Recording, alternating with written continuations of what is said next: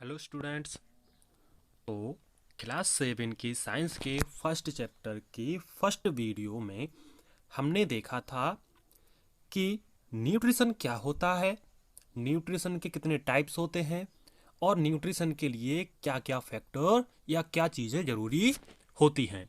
तो हमने देखा था कि न्यूट्रिशन टू टाइप्स का होता है। पहला तो था autotrophic nutrition and second one is heterotrophic nutrition. ये आप देख सकते हैं, यहाँ पे दोनों लिखे हैं। तो हमने ऑटोट्रॉपिक न्यूट्रिशन के बारे में पढ़ रखा था कि क्या होता है। ऑटोट्रॉपिक न्यूट्रिशन मीन्स ऐसे प्लांट्स जो अपना फूड खुद से जनरेट कर लेते हैं, वो ऑटोट्रॉपिक न्यूट्रिशन की कैटेगरी में आते हैं। और जो अपना खुद से फूड जनरेट ना कर पाए, वो किस कैटेगरी में आएंगे? वो आएंगे हेट्रोट्रॉफिक न्यूट्रिशन की कैटेगरी में। तो आज हमें यही पढ़ना है और आज हम यही पढ़ने वाले हैं। तो चलिए स्टार्ट करते हैं। हेट्रोट्रॉपिक न्यूट्रिशन देखिए, लिखा है the mode of nutrition in which an organism take food from another organism is called heterotropic nutrition। Mean nutrition का वो मोड जिसमें एक ऑर्गेनिज्म या कहें एक प्लांट दूसरे प्लांट से अपना फूड ऑब्टेन करता है, वहां पर हेट्रोट्रॉपिक न्यूट्रिशन होता है। वो कैटेगरी हेट्रोट्रॉपिक न्यूट्रिशन की होती है जहां पर कोई प्लांट या कोई ऑर्गेनिज्म दूसरे ऑर्गेनिज्म या दूसरे प्लांट से अपना फूड ले ले, तो वहां पर हेट्रोट्रॉपिक न्यूट्रिशन होगा। देखिए आगे लिखा है organism other than green plants and blue green algae. आपने पहली वीडियो में पढ़ा था कि जो ग्रीन प्लांट्स होते हैं उनमें क्लोरोफिल होता है और जो ब्लू ग्रीन एल्गी होती है, केवल इनमें ही ये ही सक्षम होते हैं कि अपना फूड खुद से बना पाए, और किसी भी प्लांट में खुद से फूड बनाने की काबिलियत नहीं होती है। तो वो क्या करेंगे? वो करेंगे हेट्रोट्रॉपिक मोड ऑफ न्यूट्रिशन। तो अब हेट्रोट्रॉपिक प्लांट्स आखिर कितने प्रकार के होते हैं?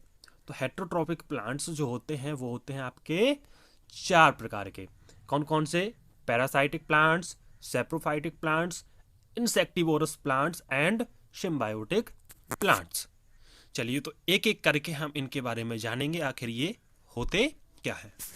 पहला लिखा है पैरासाइटिक प्लांट्स। देखिए, अ पैरासाइटिक प्लांट्स लिव्स ऑन और इनसाइड अनदर लिविंग प्लांट। क्या? लिव्स ऑन और inside another living plants. It obtain nutrient from the other plants which is called the host. Mean जो पैरासाइटिक प्लांट्स होते हैं वो किसी दूसरे प्लांट के ऊपर या दूसरे प्लांट्स में रहते हैं और उन्हीं से अपना अपना जो न्यूट्रिशन होते हैं वो लेते रहते हैं। और जिस प्लांट्स पर ये रहते हैं उस प्लांट को कहते हैं होस्ट प्लांट। जिस प्लांट पर ये पैरासाइटिक प्लांट्स रहते हैं उनको हम होस्ट प्लांट कहते हैं। Parasitic plants are unable to make their own food and thus rely on other organism for nutrient. Mean जो पैरासाइटिक प्लांट होते हैं वो खुद से अपना फूड प्रिपेयर नहीं कर पाते हैं, इसी वजह से दूसरे प्लांट पर वो रिलाय रहते हैं। चलिए देखिए, लिखा है, मैं आपको एग्जाम्पल के थ्रू बताता हूँ। आपके डेली बेस पे जो एग्जाम्पल होता है, लिखा है इसमें मिसलटो जो प्लांट है आपने देखा होगा, अमरबेल। आप कहीं जाते होंगे, किसी पेड़ पर देखा होगा तो आपने देखा होगा कि उस पेड़ को चारों तरफ से कुछ बेलें जो होती हैं वो जकड़े रहती हैं, और आप देखेंगे तो उन बेलों का जो कनेक्शन होगा वो ग्राउंड से नहीं होगा। मीन वो ग्राउंड पे नहीं उगी हुई रहती हैं, वो उसी पेड़ पर उगी हुई रहती हैं। आखिर वो ग्राउंड से नहीं उगी हुई हैं तो उनको न्यूट्रिएंट, उनको वाटर, ये सब कहाँ से मिल रहा है? वो ये सब उसी प्लांट से रह रही हैं जहां पर ये उगी हुई हैं। जिस प्लांट पे ये चढ़ी हुई हैं या जिस प्लांट पे ये हैं उसी प्लांट से अपना न्यूट्रिएंट लेती हैं। तो ये भी आपकी इसी कैटेगरी में आती हैं। चलिए, ऐसे ही आपका ये किस्कुटा होता है। किस्कुटा भी आपका एक पैरासाइटिक प्लांट है जो कि अपना न्यूट्रिशन दूसरे प्लांट से लेता रहता है। चलिए अब बात करते हैं सेप्रोफाइटिक प्लांट्स की। सेप्रोफाइटिक प्लांट्स क्या होते हैं? Saprophytic plants are those which grow and lives on dead and decaying organic matter of animal plants. Many bacteria and fungi have this mode of nutrition. Saprophytic are great economic importance because they convert complex organic substance of dead organism into minerals. चलिए, saprophytic plants ये क्या करते हैं? ये थोड़े से different होते हैं, ये भी दूसरे पे ही डिपेंडेंट रहते हैं, बट पैरासाइटिक प्लांट से ये थोड़े से डिफरेंट होते हैं।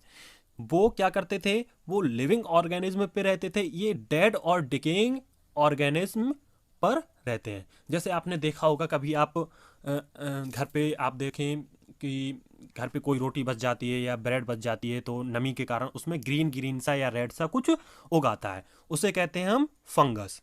यानी कि जो फंगस होती है, ये देखिए यहाँ पर लिखा है फंगस एक प्रकार का बैक्टीरिया होता है और ये उस पर उगाते हैं, और ऐसा मोड कहलाता है सेप्रोफाइटिक मोड ऑफ न्यूट्रिशन। ये जो प्लांट्स होते हैं वो सेप्रोफाइटिक प्लांट्स होते हैं क्योंकि ये डेड और डिकेइंग मैटर पर उगाते हैं और अपना न्यूट्रिशन उनसे लेते हैं।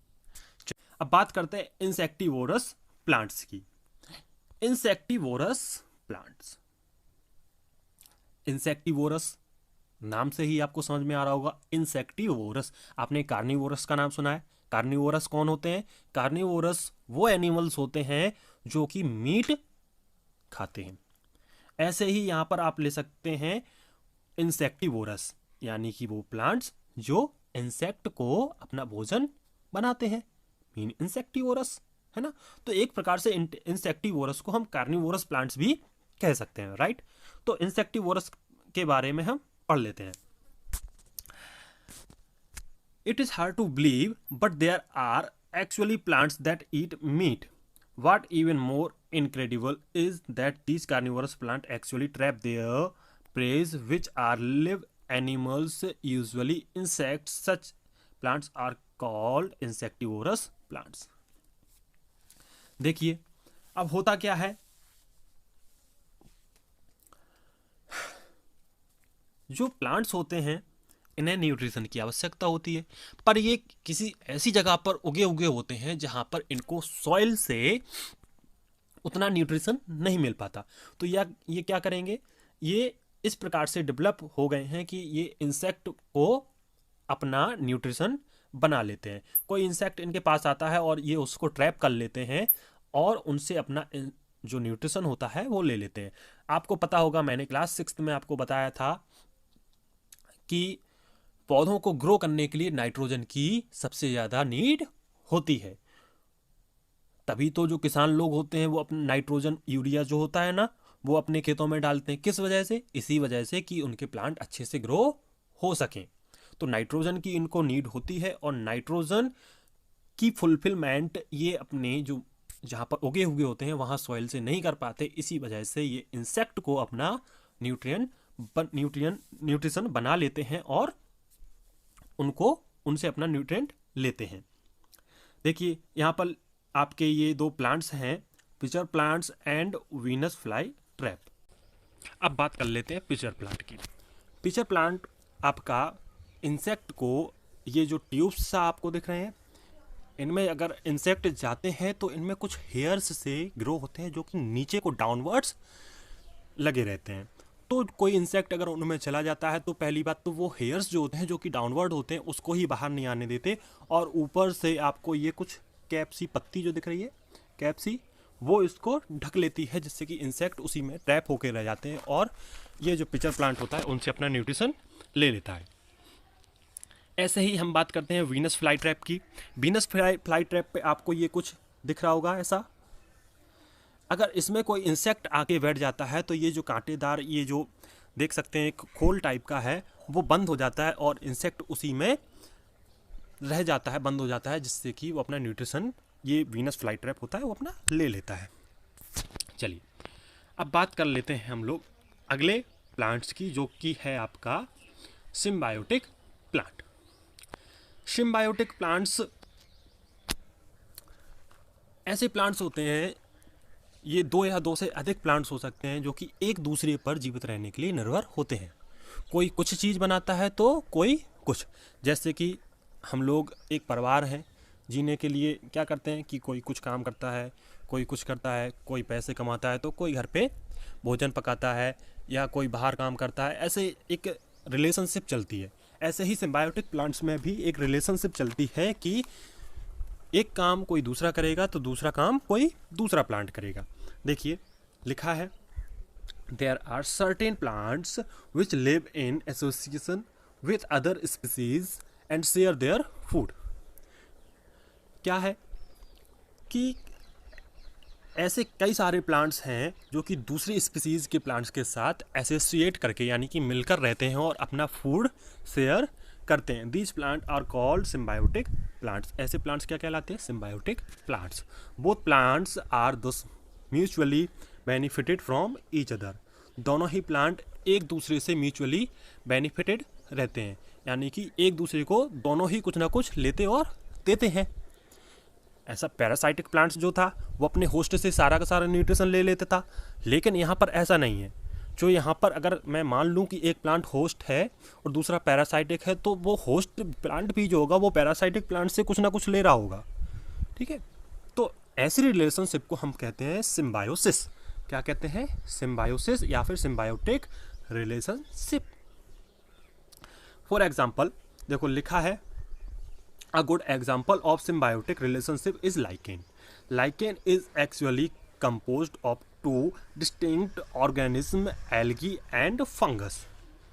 Lichen आप आगे जब क्लास में जाएंगे तो मे बी 6th चैप्टर आपका जो होगा उसमें आपको इसका यूज़ पढ़ने को मिलेगा कि लाइकेन आखिर होता क्या है और इसका यूज़ क्या है। बट अभी हमें यहाँ पे नहीं जाना है, हम सिर्फ इतना जानेंगे कि लाइकेन जो होता है वो 2 ऑर्गेनिज्म से मिलके बना हुआ होता है, एल्गी एंड फंगस, जो कि एक दूसरे पर निर्भर होकर दोनों साथ साथ रह रहे होते हैं, वर्किंग टुगेदर, दोनों एक साथ रह रहे होते हैं। देखिए एल्गी कंटेन क्लोरोफिल। आपको पता है फोटोसिंथेसिस के लिए क्या जरूरी है? Chlorophyll. And make their own food. Algae में क्या होता है? क्लोरोफिल, और ये अपना खुद से फूड बना लेते हैं। On the other hand the fungus provide shelter. Fungus क्या करती है? Provide shelter, water and minerals to the algae. In return the algae provides food which it prepares by photosynthesis. Fungus क्या करती है एल्गी को? शेल्टर, वाटर, मिनरल्स वगैरह जो ये सॉइल से लेते हैं वो आपके किसको दे देते हैं? एल्गी को दे देते हैं। और रिटर्न में एल्गी जो होती है, क्योंकि फंगस अपना खुद से फूड प्रिपेयर नहीं कर पाती, उसके लिए वो क्लोरोफिल की हेल्प से जो एल्गी होती है वो अपना फूड प्रिपेयर कर लेती है और ये फूड फंगस को दे देती है। यानी कि यहाँ पर सिम्बायोसिस रिलेशनशिप जो आपको है वो देखने को मिलेगी, यानी कि एक दूसरे पर दोनों डिपेंडेंट है। उनसे वो फूड ले रहे हैं तो दूसरे से वो शेल्टर एंड वाटर ले रहे हैं। अब बात करते हैं, अगर हमेशा ही मिट्टी से जो न्यूट्रिएंट होते हैं वो पेड़ पौधे लेते रहते हैं, तो वापस से वो न्यूट्रिएंट मिट्टी में कैसे आते हैं, या फिर वो मिट्टी में, जैसे कि हम एक टॉर्च का एग्जांपल लें। टॉर्च को जब हम ऑन करते हैं तो उसकी बैटरी डिस्चार्ज होती है ना, तो फिर चार्ज भी करनी पड़ती है। ऐसे ही मिट्टी जो है, मिट्टी में कि न्यूट्रिएंट अगर पेड़ पौधे लेंगे तो वापस से उसमें न्यूट्रिएंट आएंगे कहाँ से? चलिए वो भी जान लेते हैं। How nutrient are replenished in the soil. Fertile soil is one of the foundation of a healthy and productive garden. It provides structure, minerals, and a balance of living organism and decaying organic matter to plants' root. In fact, soil is complex living system. It can be sick, healthy, or even dead, depending on condition. क्या कहा गया है कि एक जो soil होती है पूरा का पूरा एक लिविंग सिस्टम होती है, जो कि आपका हेल्दी भी हो सकता है, अनहेल्दी भी हो सकता है, और इवन डेड भी हो सकती है। उनकी कंडीशन पे ये डिपेंड करता है। In order to be the greatest benefit to our plants, the soil must be nutrient rich and filled with living organisms. Fertilizers and manures contain plant nutrients such as nitrogen, potassium, phosphorus, etc. These nutrients need to be added from the time to time to enrich the soil. We can grow plants and keep them healthy if we can find out the nutrient requirement of plant. क्या है, अगर हमें अच्छे healthy पौधे चाहिए एक soil से, तो वहाँ पर उसमें जो फॉस्फोरस है, पोटेशियम है, नाइट्रोजन है, ये टाइम टू टाइम ऐड करते रहना चाहिए, जिससे कि आपकी जो सॉइल है वो भी हेल्दी रहे और उनसे एक हेल्दी पौधे ग्रो हो सकें. One of the plants macronutrient nitrogen leaches easily from the soil and need to be constantly replenished. It also must be in a certain form in order for plant root to use it, although commercially added to the soil. Whichever increasing amount of fertilizer nitrogen can remain available throughout all growing season through crop rotation using compost and other soil management techniques. The bacterium called rhizobium, चलिए इसके बारे में बात करते हैं. Can take atmospheric nitrogen and convert it into a soluble form, but rhizobium can not make its own food, so it lives in the root of gram, peas, moong, beans and other ligaments and provides them with nitrogen. Most of the pulses are obtained from leguminous plants. In return, the plants provide food and shelter to the bacteria. They have a symbiotic relationship. This association is of a great significance for the farmers. They do not need to add nitrogen fertilizer to the soil in which leguminous plants are grown. देखिए, मैंने आपको पहले भी बताया है कि soil में पौधों को ग्रो होने के लिए नाइट्रोजन एक सबसे बड़ा कंपोनेंट है. हमारे एटमॉस्फेयर में भी नाइट्रोजन ही सबसे ज़्यादा पाया जाता है और नाइट्रोजन ही पौधों को ग्रो होने में मदद करता है. वैसे तो नाइट्रोजन फसलों के द्वारा जो फसल काटते हैं या जो पेड़ हैं वो उस जब डेड हो जाते हैं तो उसी मिट्टी में मिल जाते हैं, तो कई सारे मिनरल्स वगैरह और नाइट्रोजन वापस से उसी में जाके ऐड हो जाती है. बट कभी कभी जहाँ पर ग्रो नहीं हो पाती तो एक बैक्टीरिया होता है जिसका नाम है राइजोबियम. क्या नाम है? Rhizobium bacteria. ये क्या करता है? ये एटमॉस्फेयर में जो नाइट्रोजन प्रेजेंट होती है उसको मिट्टी में ईजिली घोल देता है. और ये कहाँ रहता है? ये ज़्यादातर चने, ज़्यादातर दालों और बीन्स की जड़ों में रहता है. क्योंकि ये अपना फूड खुद से नहीं बना पाता तो ये उन जड़ों से अपना फूड लेता है और बदले में उन जड़ों को क्या देता है? नाइट्रोजन. यानी कि ये कैसी रिलेशनशिप हुई?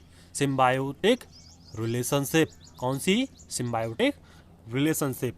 चलिए, तो आज हमने जाना न्यूट्रिशन का दूसरा मोड यानी कि